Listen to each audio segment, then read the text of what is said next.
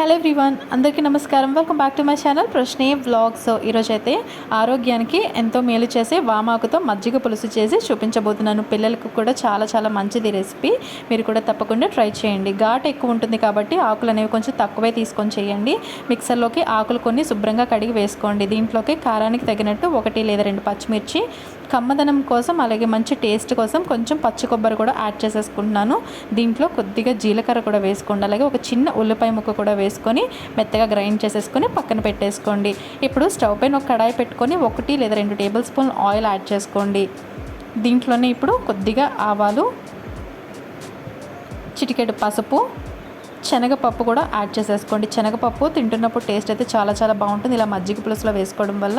దీంట్లో సన్నగా చాప్ చేసి పెట్టుకున్న ఉల్లిపాయ ముక్కలు కూడా యాడ్ చేసేసుకోండి. అలాగే కొద్దిగా కరివేపాకు, చిటికెడు ఉప్పు కూడా వేసుకొని మొత్తం అంతా కూడా బాగా ఫ్రై చేసేసుకోండి.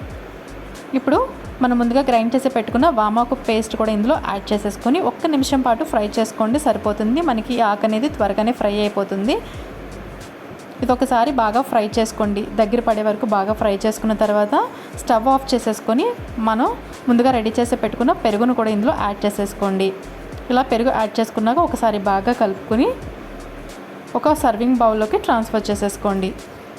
వేడి వేడి అన్నంలోకి కొద్దిగా మజ్జిగ పులుసు, అలాగే దీంట్లో ఉండే ఘాటు, మనం వేసిన కొబ్బరి వల్ల వచ్చే కమ్మదనం టేస్ట్ అయితే చాలా చాలా బాగుంటుంది.